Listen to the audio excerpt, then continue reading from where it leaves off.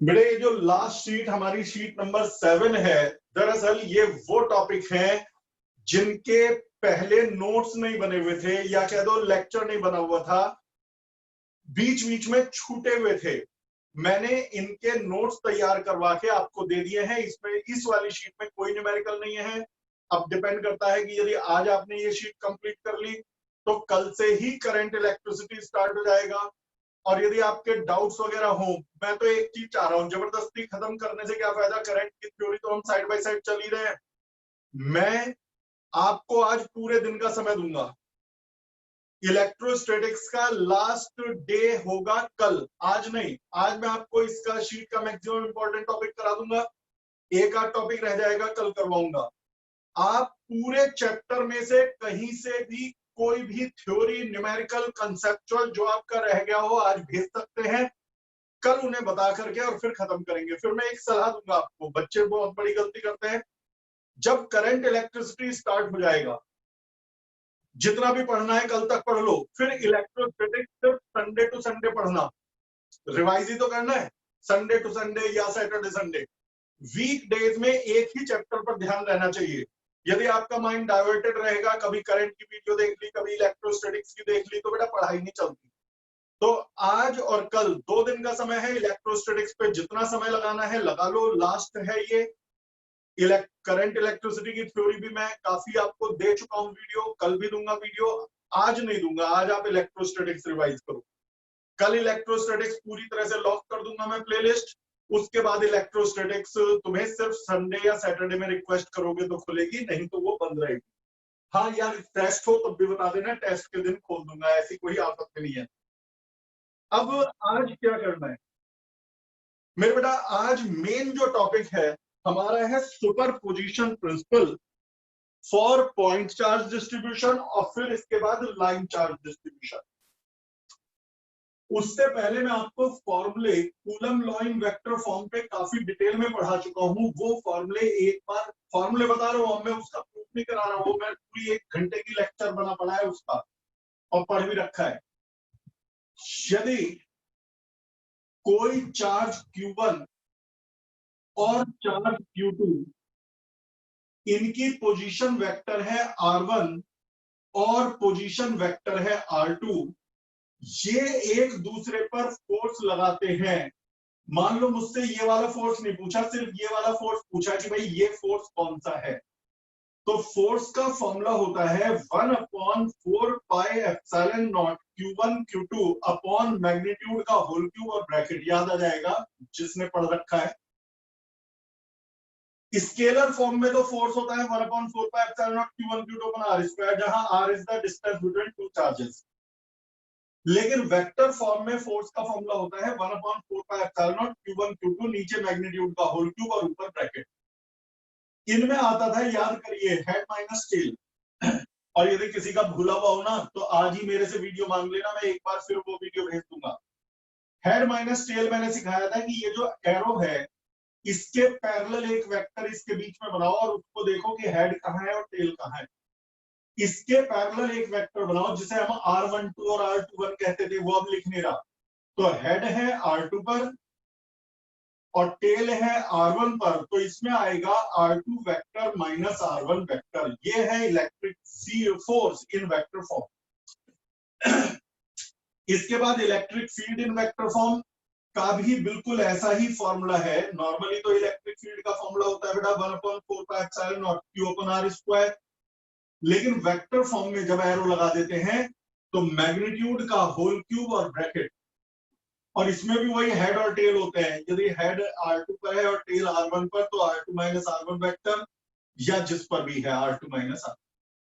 अब शुरू होता है सुपर पोजिशन प्रिंसिपल। और जो मैं अब बता रहा हूं बेटा, ये वाले डिटेल में नोट्स आपके शीट में नहीं लिखे हुए, सिर्फ आज वाले।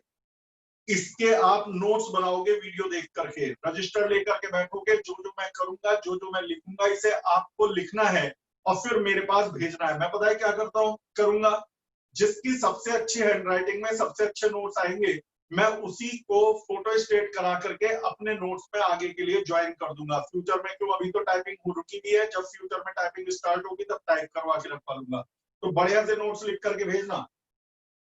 मेरे बेटा ये है हमारे फॉर्मूले। तो एक बार फोर्स का फॉर्मूला दोबारा दोहरा लो, 1/4 pi epsilon not Q1 Q2 upon magnitude का होल क्यूब और ब्रैकेट, और इलेक्ट्रिक फील्ड का formula 1/4 pi epsilon not Q upon magnitude का होल क्यूब और न्यूमरेटर में bracket.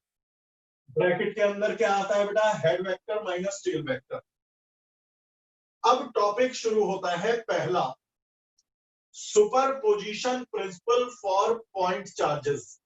Superposition principle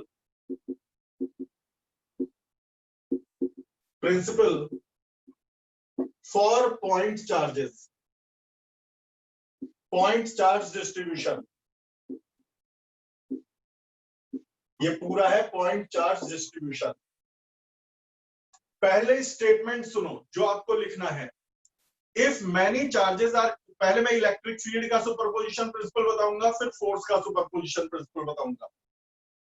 superposition principle for electric field, if many charges are creating electric fields at the single point, then the resultant field is the vector sum of individual electric fields. I repeat, if many charges are creating electric fields at the single point, resultant field is the vector sum of individual fields. यानी कई सारे charge यदि एक ही point पर electric field बना रहे हो, तो रिजल्टेंट इलेक्ट्रिक फील्ड उन सभी इलेक्ट्रिक फील्ड का वेक्टर सम होता है, यानी आपको वेक्टर वाले फॉर्मूले से ऐड करना होता है। इसके अंदर एक फिगर बनेगी जिसमें Q1 चार्ज की पोजीशन है R1 वेक्टर, Q2 चार्ज की पोजीशन है R2 वेक्टर, ये सब पॉइंट चार्ज हैं, और Qn चार्ज की पोजीशन है Rn वेक्टर। Q1 की पोजीशन R1 वेक्टर, Q2 की पोजीशन R2 वेक्टर, Qn की Rn वेक्टर। ये n चार्जेस हैं। अब मैं सारे तो बनाऊंगा नहीं, बीच में और भी चार्ज है, कोई यहां कोई यहां कोई यहां कोई। ये सारे के सारे चार्ज इस पॉइंट पर इलेक्ट्रिक फील्ड बना रहे हैं P पॉइंट पर। P पॉइंट की पोजीशन वेक्टर है R वेक्टर। तुम्हें मालूम है डेरिवेशन के समय हम पॉजिटिव चार्ज कंसीडर करते हैं, तो Q1 का बनाया फील्ड है E1, पॉजिटिव चार्ज का फील्ड उससे अभी। दरअसल मैंने आपको पहले भी बता रखा है शुरुआती दौर में, यहां फील्ड निकालना है। फील्ड का मतलब है 1 कूलम पे लगने वाला फोर्स। यदि मैं यहाँ 1 कूलम रख दूं तो ये Q1 चार्ज भी पॉजिटिव है और ये 1 कूलम भी है, और Q1 ने 1 कूलम को रिपेल किया। यही Q1 ने 1 कूलम को जितने फोर्स से रिपेल कर दिया, वही electric field produce by Q1 है। Q2 ने इलेक्ट्रिक फील्ड बनाया E2 वेक्टर। यदि यहाँ 1 कूलम होता तो Q2 से इतने फोर्स से धक्का देता, रिपेल करता। Qn ने इलेक्ट्रिक फील्ड बनाया En वेक्टर। और भी चार्जेस हैं, और भी इलेक्ट्रिक फील्ड है, मैंने उनमें से Q1, Q2 और Qn को रिप्रेजेंट किया है।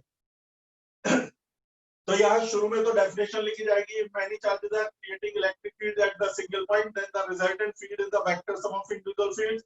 फिर फिगर बना करके फिगर को डिस्क्राइब करोगे कि in the given figure we have n charges Q1, Q2, Q3 up to Qn placed at position vectors R1 vector, R2 vector up to Rn vector.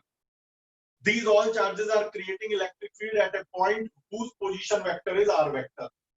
तो रूल के अकॉर्डिंग जो resultant electric field होगा वो E1 vector, E2 vector और up to En vector का सम होगा। E1 क्या है, जो Q1 ने यहां फील्ड बनाया। E2 क्या है, Q2 ने जो यहां फील्ड बनाया, सॉरी Q2 ने जो फील्ड बनाया, En Qn ने जो बनाया। अब क्योंकि ये सारे और हमेशा वेक्टर फॉर्म में लिया जाएगा, वेक्टर सम। अब मेरे बेटा आप फॉर्मूले लिखने शुरू करो, E1 का, E2 का और En का। सबसे पहले Q1 का बनाया फील्ड E1, सब पर एरो का निशान जरूर लगाना। 3 नंबर में आएगा बोर्ड में यदि आया तो। E1 का formula 1/4 pi epsilon not Q1 upon magnitude का होल क्यूब और ब्रैकेट प्लस।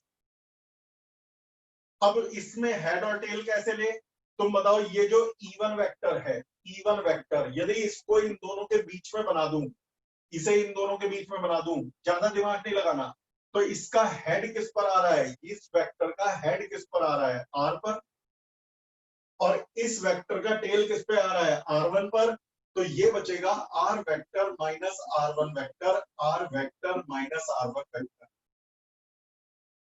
अब Q2 का बनाया फील्ड E2, E2 है 1/4 pi epsilon not Q2 upon magnitude का होल क्यूब और ब्रैकेट, E2 का बनाया फील्ड Q2। जिस तरह से E1 में r माइनस r1 आया था, E2 में r माइनस r2 आएगा, r vector minus r2 vector, r vector minus r2 vector. Up to last En vector, En vector को जोड़ेंगे, सारे ऐड हो रहे हैं, ये E1 वेक्टर उसमें ऐड हुआ E2 वेक्टर, बीच में बहुत सारे हैं। लास्ट है 1/4 pi epsilon not Qn upon magnitude का होल क्यूब और ब्रैकेट, और यहां आएगा r vector minus rn vector, r vector minus rn vector. समझ में आ गया? ये है टोटल फील्ड। अब इसे जरा सिंप्लीफाई करके सिग्मा नोटेशन में लिख लो। सिग्मा नोटेशन में कैसे लिखते हैं मैं हल्का सा बता दूं, मैथ वालों को तो बहुत आसान लगेगा, 1 मिनट में बता रहा हूं, बायो वालों के लिए बता रहा हूं बेसिकली। मेरे बेटा तुम एक बात सुनो, कई बार क्या होता है, एक जैसी टर्म्स हैं, जैसे x1 square y plus x2 square y plus x3 square y up to x7 square y। एक जैसी टर्म्स को जब ऐड करना हो, लिखना हो, तो इतनी सारी लिखने की बजाय हम लिख देते हैं सिग्मा xi स्क्वायर y। ना 1 ना 2 ना 3 ना 7, i लिख दिया और फिर यहां लिख देते हैं i की वैल्यू 1 to 7, यानी i पहले 1 रखो, फिर i को 2 रखो, फिर i को 3 रखो और 7 तक रखते जाओ। तो सबसे पहले i को 1 रखोगे तो x1 स्क्वायर y, i को 2 रखोगे तो x2 स्क्वायर y, आखिरी में i को 7 रखना है तो x7 स्क्वायर y। एक और बस मतलब इसको पता मान लो बेटा x1 cube y1, x2 cube y2, x9 cube y9, इन्हें सबको जोड़ना है। तो सिग्मा एक्स आई क्यूब वाई आई, पिछली बार वाई आई इसलिए नहीं लिखा था, ना y1 था, ना y2 था, ना y3 था, ना yn था, y तो y था, तो फिर मैंने y को y रहने दिया। लेकिन यहाँ y1 है, y2 है, yn है, y9 है, तो yi लिखा। i की सबसे पहली वैल्यू है 1 और i की लास्ट वैल्यू है 9, तो 1 to 9। अब इस वाले में देखो इलेक्ट्रिक फील्ड कितना होगा, तो ये सारी एक जैसी टर्म्स हैं, तो sigma 1/4 pi epsilon not Q1, दूसरे में Q2, तीसरे में Qn, तो ये हो जाएगा Qi, ऊपर ब्रैकेट और नीचे मैग्नीट्यूड का होल क्यूब। अब ब्रैकेट में था, पहली में था r vector minus r1 vector, दूसरे में r vector minus r2 vector, तीसरे में r vector minus rn vector, तो generally r vector minus ri vector, r vector minus ri vector, यही है superposition principle for electric field का final formula. इसमें आप चाहो तो जो कांस्टेंट है 1/4 पाई एप्सिलॉन नॉट वो बाहर लिख सकते हो, और यहाँ लिखना पड़ेगा i = 1 to n, यानी i को सबसे पहले 1 रखेंगे सब जगह जहां भी i है, फिर 2 रखेंगे और n तक रखते चले जाएंगे। ये तो हुआ superposition principle for electric field यदि आए तो। अब यदि आता है superposition principle for electric forces, तो बिल्कुल सेम है डेरिवेशन, सिर्फ अंतर क्या है फील्ड और फोर्स में। फील्ड के फॉर्मूले में एक चार्ज होता है Q1, फॉर्मूले में तो होता ही है, और फोर्स के फॉर्मूले में 2 चार्ज होते हैं, जिसने फोर्स लगाया जिस पर।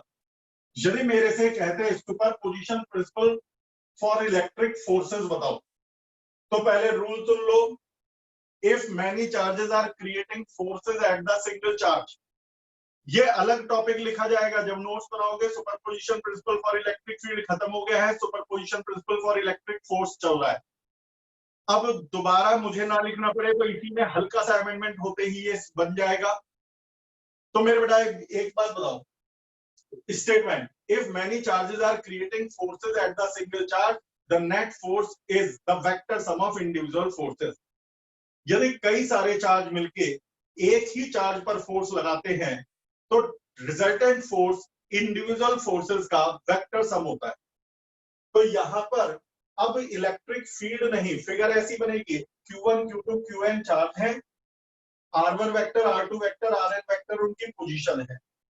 एक charge Q R vector position पे रखा है, इस पे कितना फोर्स लगेगा? तो Q पर Q1 ने फोर्स लगाया F1, Q पर Q2 ने फोर्स लगाया F2, Q पर Qn ने फोर्स लगाया Fn वेक्टर। ये सारे वेक्टर में है।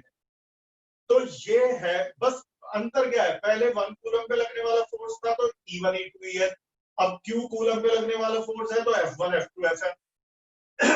तो ये बन जाएगा total force is the sum of individual forces, यानी कि बेटा F vector is equal to F1 vector plus F2 vector up to Fn vector, बिल्कुल सेम। तो टोटल फोर्स क्या होगा? सभी फोर्सेस का सम। तो पहले Q1 ने Q पर फोर्स लगाया तो Q1 Q, फिर Q2 ने Q पर फोर्स लगाया तो Q2 Q, फिर Qn ने Q पर फोर्स लगाया तो Qn इंटू Q। यानी कि बेटा अंतर ही क्या हुआ? कुछ भी नहीं। जहां जहां Q1 Q2 Qn थे वहां Q into Q1 Q into Q2 Q into Qn हो गए। तो यहां पर भी Q और आ जाएगा। यही है कूलम्स लॉ, वो कूलम्स लॉ कह रहा हूं, पॉइंट चार्जेस पर सुपरपोजिशन प्रिंसिपल ऑफ फोर्सेस का फाइनल फॉर्मूला। यानी इस फॉर्मूले में, फोर्स के फॉर्मूले में बस ये Q एक्स्ट्रा है, फील्ड के फॉर्मूले में ये Q नहीं था। तो वो तो होना ही था, तुम जानते हो जो फोर्स होता है वो F इक्वल टू QE होता है। तो इलेक्ट्रिक फील्ड के फॉर्मूले में चार्ज मल्टीप्लाई हो जाए तो फोर्स आ जाता है। तो जब इलेक्ट्रिक फील्ड का फॉर्मूला था तो Q नहीं था, Q मल्टीप्लाई होते ही इलेक्ट्रिक फील्ड में Q मल्टीप्लाई होते ही वो फोर्स बन गया। तो ये सुपरपोजिशन प्रिंसिपल फॉर फोर्स का अलग से डेरिवेशन लिख करके करना। तभी मैंने बताया आज मैं अलग से कोई वीडियो नहीं दे रहा। इलेक्ट्रोस्टैटिक्स रिवाइज करो, आज के नोट्स बनाओ और इन्हें कंप्लीट करो। तो ये सुपरपोजिशन प्रिंसिपल का टॉपिक कंप्लीट हुआ, लेकिन पॉइंट चार्ज के लिए। पॉइंट चार्जेस के बाद होते हैं continuous charge distribution. Continuous charge distribution होते हैं लाइन चार्ज, सरफेस चार्ज और वॉल्यूम चार्ज। वो कितना इलेक्ट्रिक फील्ड बनाएंगे और कितना फोर्स बनाएंगे उसके ऊपर हमें नोट देने हैं और स्टडी करनी है। पहले बताओ यहां तक में कोई कंफ्यूजन हो तो माइक खोल के बोल दो, मैं इतने एसी चला रहा हूं। हाँ बेटा, किसी को कंफ्यूजन हो तो बोल दो, और यदि नहीं हो तो शांत रहो। नहीं, अब मेरे बेटा तीन तरह के चार्ज डिस्ट्रीब्यूशन होते हैं। कंटिन्यूअस चार्ज डिस्ट्रीब्यूशन बोला जाता है उन्हें, line charge distribution, surface charge distribution और वॉल्यूम चार्ज डिस्ट्रीब्यूशन। ये आपने पहले पढ़ रखा है। चार्ज पर यूनिट लेंथ को लैम्डा कहते हैं, चार्ज पर यूनिट एरिया को सिग्मा कहते हैं, और चार्ज पर यूनिट वॉल्यूम को रो कहते हैं। ये कहलाता है लाइन चार्ज डेंसिटी, लैम्डा बराबर Q अपॉन L। ये कहलाता है surface charge density is equal to Q upon A, और रो कहलाता है volume charge density Q upon V। दरअसल ये 1 मीटर लेंथ का चार्ज है। लैम्डा क्या है? 1 मीटर वायर का charge, charge per unit length. मान लो बेटा L लेंथ का चार्ज है Q, तो 1 मीटर का चार्ज क्या होगा? Q अपॉन L, वही लैम्डा है। और 1 मीटर स्क्वायर एरिया का चार्ज है सिग्मा। कैसे? सपोज A एरिया का चार्ज है Q, A एरिया है जिस पर चार्ज फैला हुआ है Q, तो यूनिट एरिया पर चार्ज कितना होगा? Q upon A। 1 metre square पे चार्ज कितना होगा? Q अपॉन A, वही सिग्मा है। 1 मीटर क्यूब वॉल्यूम का चार्ज होता है रो, जिसे कहते हैं वॉल्यूम चार्ज डेंसिटी। तो बेटा मान लो V वॉल्यूम में चार्ज Q स्प्रेड है यूनिफॉर्मली, V वॉल्यूम में Q चार्ज है, तो यूनिट वॉल्यूम में 1 मीटर क्यूब वॉल्यूम में कितना चार्ज होगा बेटा? Q upon V।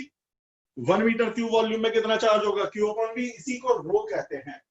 तो तीन तरह की चार्ज डेंसिटी है, line charge density, surface charge density और वॉल्यूम चार्ज डेंसिटी। तो पहला होता है लाइन चार्ज डिस्ट्रीब्यूशन, ये डिस्टेंस नहीं है, डिस्ट्रीब्यूशन है। दूसरा होता है सरफेस चार्ज डिस्ट्रीब्यूशन, तीसरा होता है वॉल्यूम चार्ज डिस्ट्रीब्यूशन। इन तीनों को मिला के कहा जाता है कंटिन्यूअस चार्ज डिस्ट्रीब्यूशन। तुमसे कहते हैं find electric field due to line charge distribution, तो ये डेरिवेशन करना। Find electric field due to surface charge distribution तो दूसरा डेरिवेशन, और वॉल्यूम चार्ज डिस्ट्रीब्यूशन तो तीसरा। ये तीन डेरिवेशन है, तीनों बिल्कुल एक जैसे हैं। यदि पहला समझ में आ गया तो दूसरे में आधे से भी कम टाइम लगेगा, और तीसरा तो खुद कर लोगे, बिल्कुल सेम। और यदि एग्जाम में आया लाइन चार्ज डिस्ट्रीब्यूशन तो सिर्फ पहला डेरिवेशन होगा सरफेस, तो दूसरा वॉल्यूम, तीसरा। लेकिन यदि एग्जाम में आ गया कंटिन्यूअस चार्ज डिस्ट्रीब्यूशन तो तीनों डेरिवेशन होंगे, क्योंकि ये तीनों ही कंटिन्यूअस है। ये मेरे पास बेटा एक लाइन चार्ज है, एक लाइन है जिसके ऊपर चार्ज फैला हुआ है विद चार्ज डेंसिटी लैम्डा। ठीक है बेटा, ये रहा। यहां पर बड़े तसल्ली से करने का है, इसे जल्दीबाजी में दौड़ाने का नहीं है। ये एक सरफेस चार्ज डिस्ट्रीब्यूशन है जिसमें इस पर पूरे सरफेस पर चार्ज डिस्ट्रीब्यूट हुआ है, पूरे सरफेस पर चार्ज फैला हुआ है यूनिफॉर्मली सिग्मा चार्ज डेंसिटी से। और ये एक 3 डायमेंशनल बॉडी है। It has some volume, it is 2 dimensional body, जैसे पेपर का शीट पीस काट लिया। ये 3 डायमेंशनल बॉडी है, जैसे बेटा वैक्स का एक शेप तैयार कर लिया, या बॉल हो गई, या कुछ भी। इसमें अब बोर्ड तो हमारा 3D नहीं है, तो देखने में तो ऐसा लग रहा है कि जैसे ये दोनों एक से हैं। नहीं, ये it has area, it has volume. यहां भी चार्ज कंटिन्यूअसली डिस्ट्रीब्यूटेड है, यहां भी और यहां भी, तीनों केस में। मुझसे कह रहे हैं कि इस पॉइंट पर इलेक्ट्रिक फील्ड बताओ, पर इलेक्ट्रिक फील्ड बताओ, इस पॉइंट पर इलेक्ट्रिक फील्ड बताओ।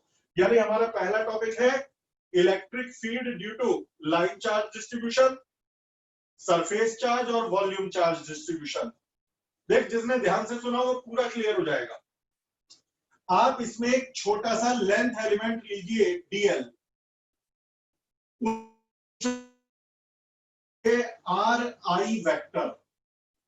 अब तुम्हारी मर्जी, इसे आर आई वेक्टर मानो, आर डैश वेक्टर मानो, आर ए वेक्टर मानो, सिंबल हजारों हो सकते हैं, जो भी आप लिखो सही।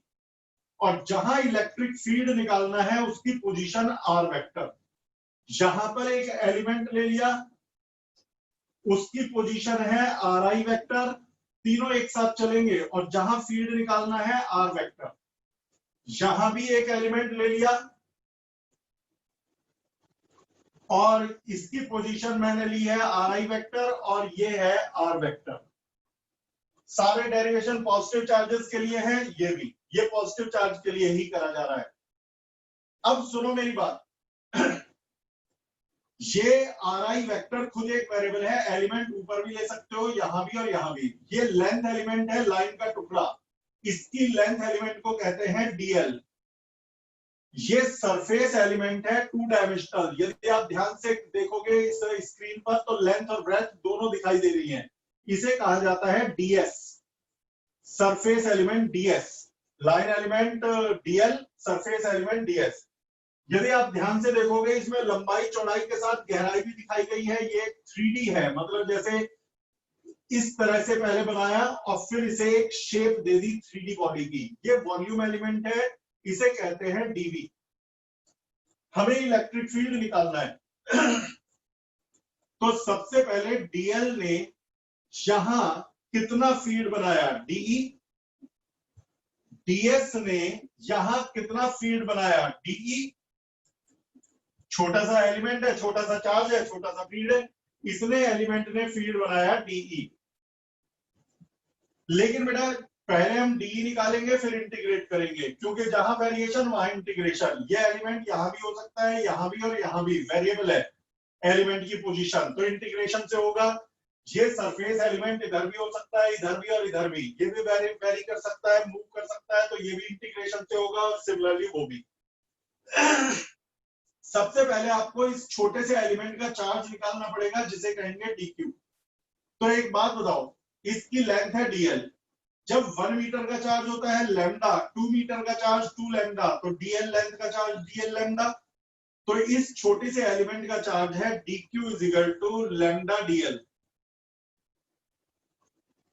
यहां पर छोटे से एलिमेंट का चार्ज dq कितना होगा, तो 1 मीटर स्क्वायर एरिया का चार्ज होता है सिग्मा, 2 मीटर स्क्वायर का चार्ज 2 सिग्मा, तो ds एरिया का चार्ज ds सिग्मा, यानी सिग्मा ds।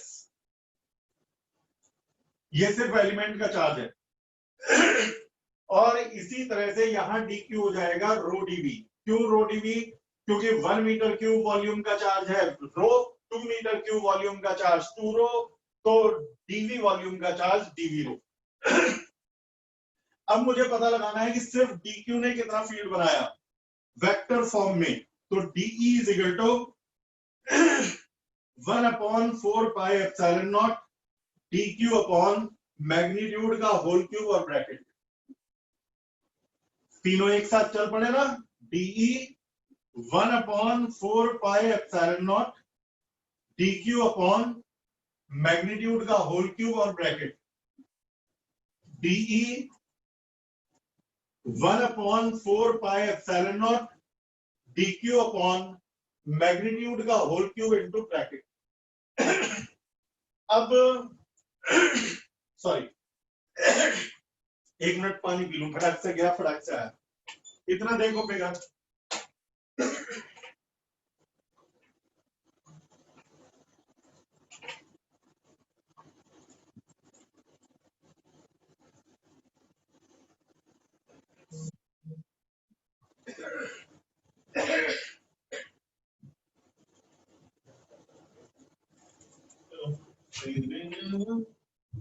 हाँ जी, तो ये आ गया हमारा। अब क्या रखते हैं इसमें, हेड माइनस टेल। मुझे बताओ ये जो इलेक्ट्रिक फील्ड है डीई, यदि इसे इन दोनों के बीच में बनाया जाए तो हेड किस पर आएगा, आर पर, और टेल किस पर आएगा, आर आई पर। R vector minus R I vector, R vector minus R I vector, यही बात सब जगह लागू होगी। R vector minus R I vector, R vector minus R I vector, यहां भी R vector minus R I vector, R vector minus R I vector. बेटा कई बुक्स में आपको R A minus R B vector मिलेंगे, कहीं पर R vector minus R dash vector मिलेंगे, क्योंकि सबने ये सिंबल अलग अलग ले रखे हैं। तो आप जान दो यार, उससे क्या फर्क पड़ता है, आपको मालूम है। अब सुनो, पहले आप क्या लिखोगे एग्जाम में आया, भाई ये भी तो देखना है ना कि नोट्स में क्या लिखेंगे। एग्जाम में आया कि find the electric field due to line charge distribution, ये फिगर बनाओगे, फिर इस फिगर को बनाने के बाद लिखोगे in the given figure charge q is spread uniformly over a wire of length L. Charge is spread uniformly over the wire of length L with a charge density lambda. We have to find the electric field at point P whose position vector is r vector.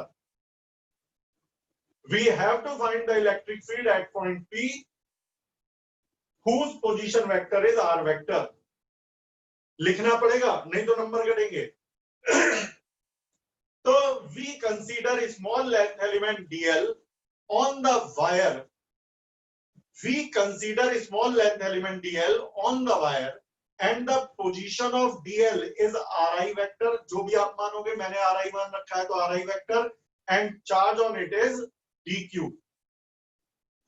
Electric field produced by dq at the desired point is de vector. Electric field produced by dq at the desired point is de vector. So अब इसके बाद कुछ लिखने की जरूरत नहीं, derivation शुरू। ये आ गया de vector, और इसी तरह से जो यहां बोला था बस लाइन की जगह सरफेस कर देना, तो ये वाले की लैंग्वेज हो गई, और सरफेस की जगह वॉल्यूम कर देना, तो ये लैंग्वेज हो गई। तीनों की लैंग्वेज का तरीका से। अब dq, इससे अगली लाइन में जगह बचानी है, तो इससे अगली लाइन में लिखना है, मैं यही मिटा के लिख रहा हूं, dq की वैल्यू लैम्डा dl। ये आ गया electric field due to length element. अब आपको निकालना है टोटल इलेक्ट्रिक फील्ड, तो इंटीग्रेटेड, इंटीग्रल डी का तो इंटीग्रल हो गया ई, इसका इंटीग्रल कांस्टेंट पहले ही बाहर ले लो, lambda upon 4 pi epsilon naught बाहर ले लो, कांस्टेंट है। Integral DL R vector minus R I vector divided by magnitude R vector minus R I vector का होल क्यूब। क्या किया, डी क्यू की जगह लैम्डा डीएल रखा, लैम्डा कांस्टेंट है बाहर 1/4।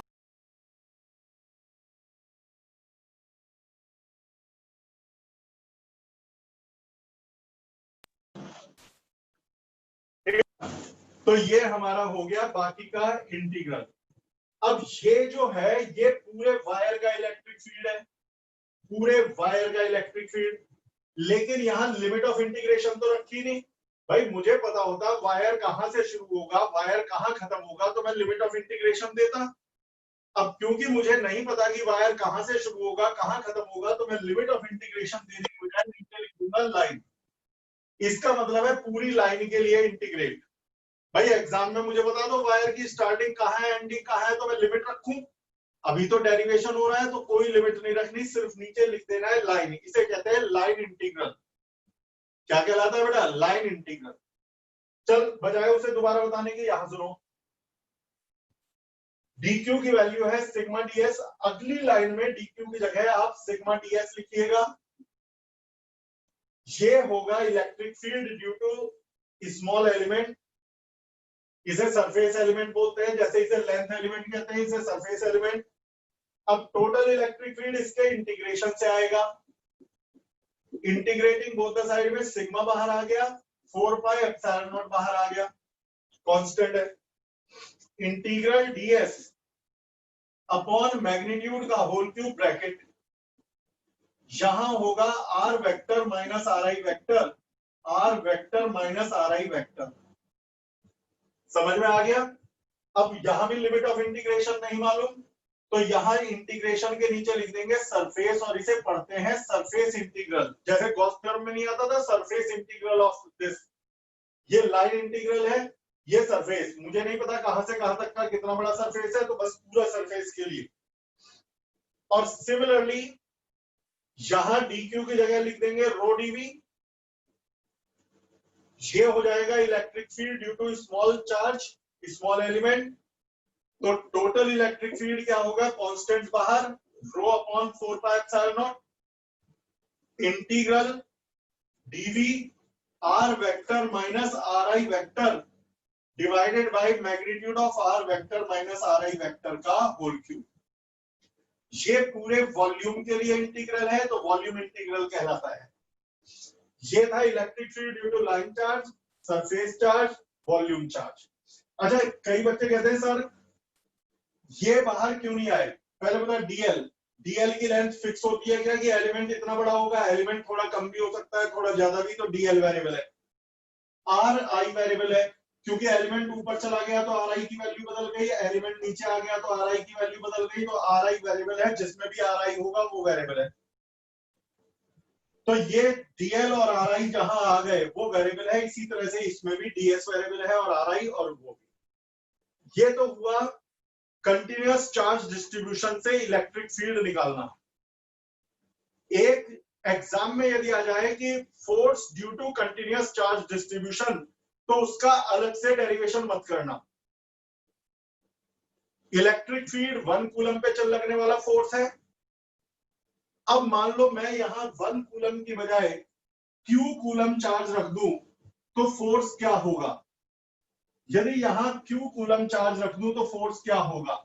तो आप पहले इतना ही डेरिवेशन कर दो, अब फिर लास्ट में लिख दो F इजिकल टू QE। तो E तो निकला हुआ है, E तो निकला हुआ है, बस जिस चार्ज पे फोर्स लगना है उसे मल्टीप्लाई कर दो तो ये फोर्स बन जाएगा।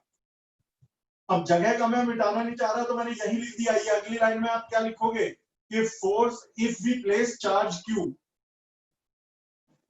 at this position where electric field is E, तो force experience by it is F is equal to QE। उसके बाद ये फोर्स का फॉर्मूला लिख दोगे, यहां पर भी वही लैंग्वेज लिख करके Q मल्टीप्लाई, यहां भी वही लैंग्वेज लिख करके Q मल्टीप्लाई। दो बार डेरिवेशन देखना। अभी आपको लग तो रहा है समझ में आ गया, लेकिन अब जब नोट्स बनाओगे तो स्लो मोशन में लिखना। रोज नहीं कहता हूं आपसे, आज कह रहा हूं, आज की वीडियो में पब्लिक कर दूंगा पूरे कल दोपहर तक के लिए।